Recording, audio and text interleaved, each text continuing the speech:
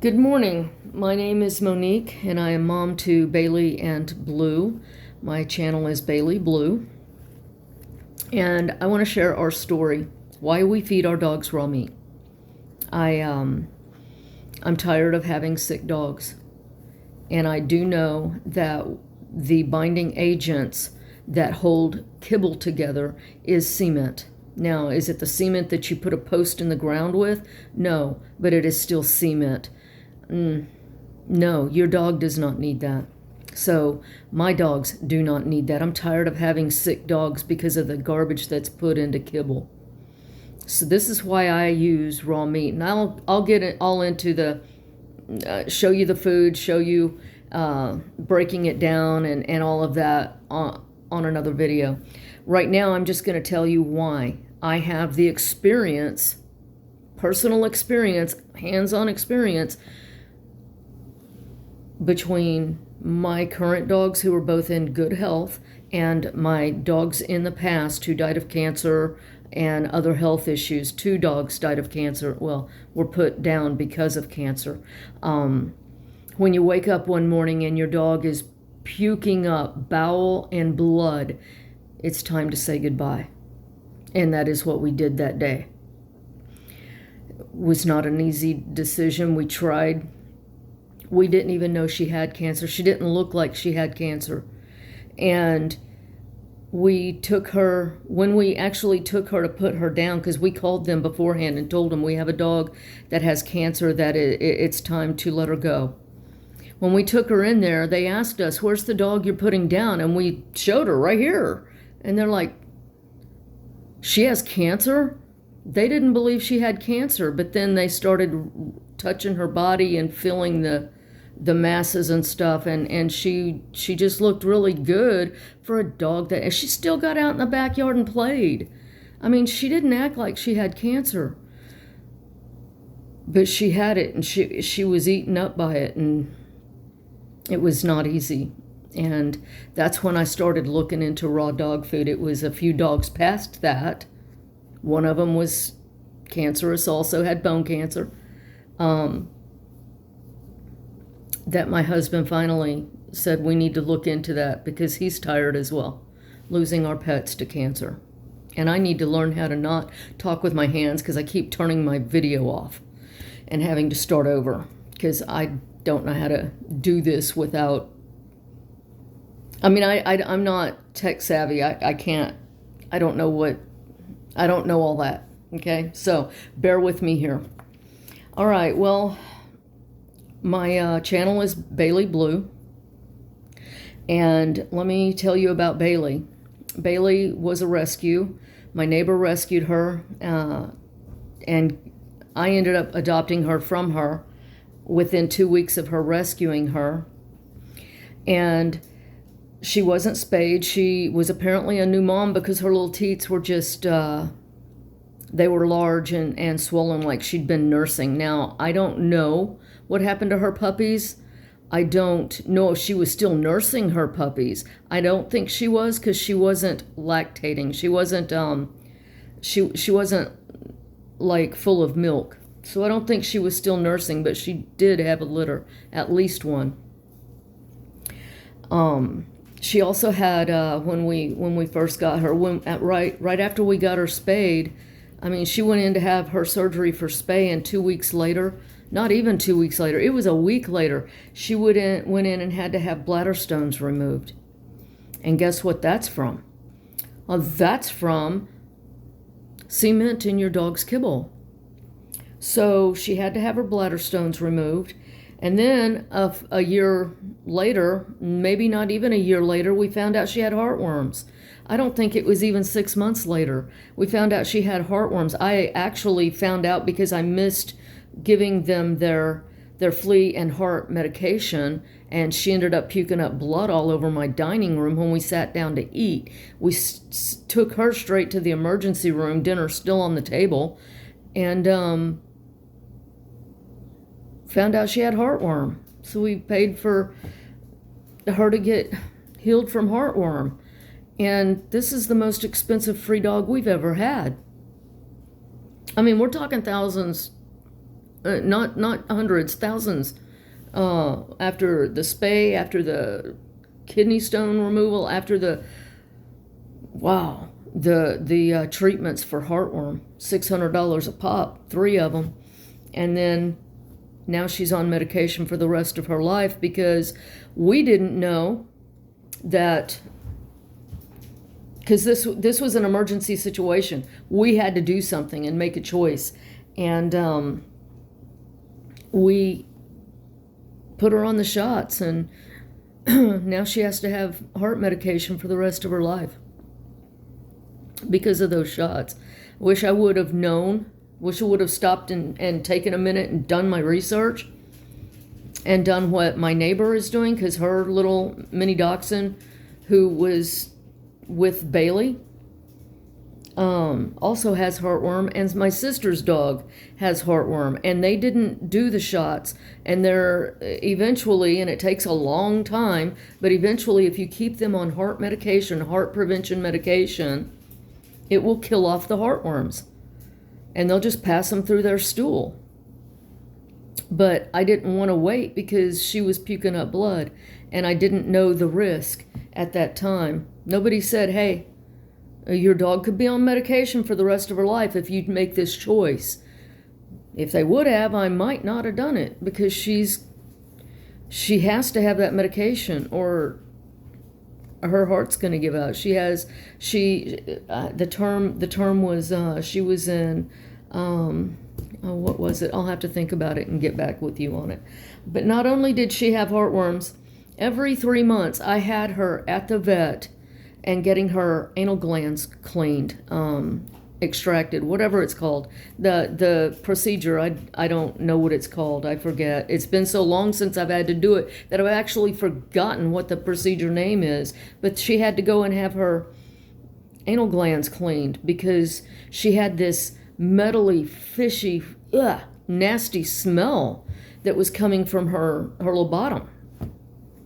And I would know, as soon as I started smelling that, I knew I had to get her in and get her an anal cleaning done. So, she hasn't had that since she's been on raw meat. It took about, I would say, 3 to 6 months to get her little body used to the meat, off of the kibble, and all of the stuff cleaned out to where she hasn't had an anal cleaning in 3.5 years. They have been on this meat for a little over 4 years, maybe. Excuse me. And she also has allergies. She has a reverse sneeze.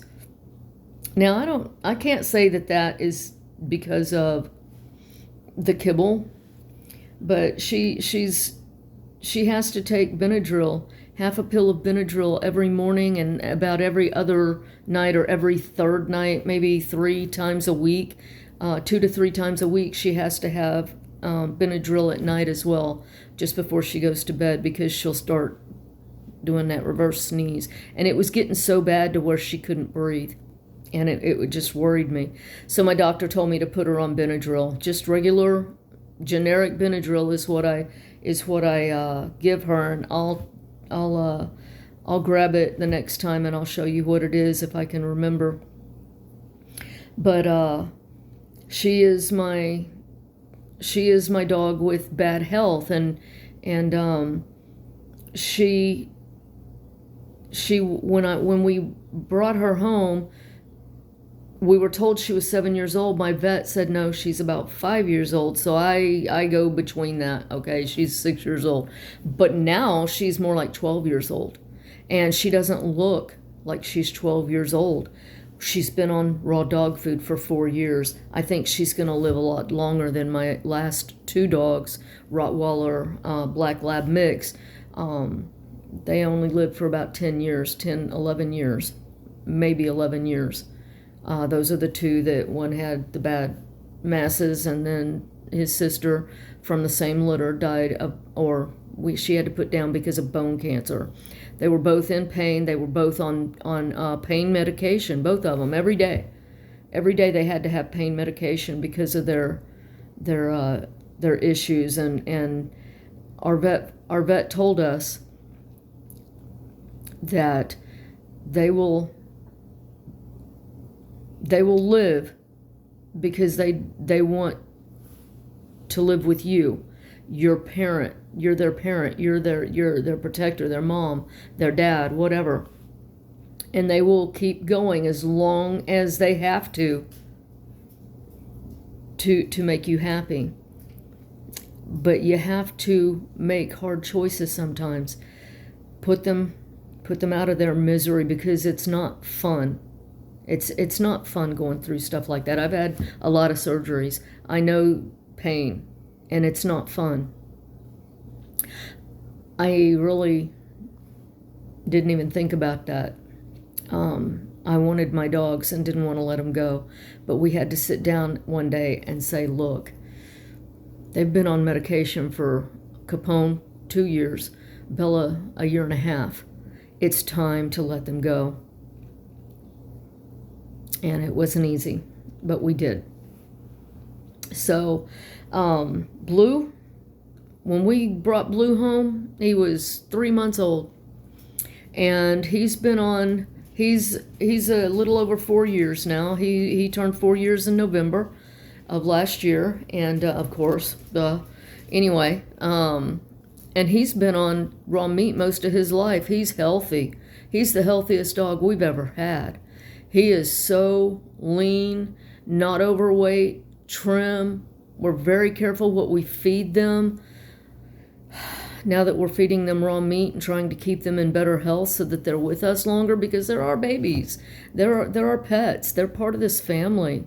And we want to keep them. It was not easy letting our dogs go to bad health.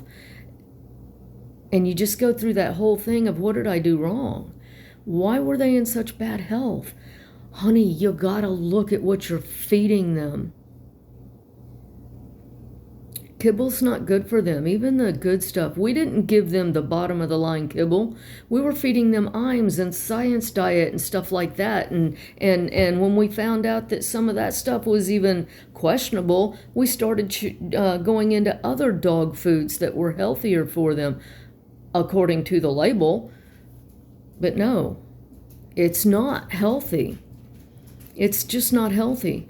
Now, Blue is in really good health, and I'll show you, I'll take video of the dogs one day, and I'll show you them as I'm feeding them, and you'll see. Bailey, she could use to lose maybe another pound or two, but I have 2 vets at the same clinic. There's Dr. Cox, there's Dr. I'm sorry, how aggravating is that? Anyway, I'm showing my age. I can't think of it. I can't think of it. But anyway, Dr. Cox wanted her to be at 15 pounds. My other vet said no, I'd rather her be at 14. And so she could probably lose another pound, because she is a mini dachshund, maybe another 2, but she's doing good at 14 pounds. She's very healthy now, except for her heart medication and her Benadryl for allergies. There's nothing else wrong with her. She's doing good. So my experience with feeding my dogs kibble and raw meat, I believe 100% these dogs are going to outlive any other dogs that we've had, because we're feeding them what they should be eating in nature. You know, wolf doesn't eat kibble, neither does the fox. All of those wild dogs that are out there, they don't eat kibble. They eat raw meat.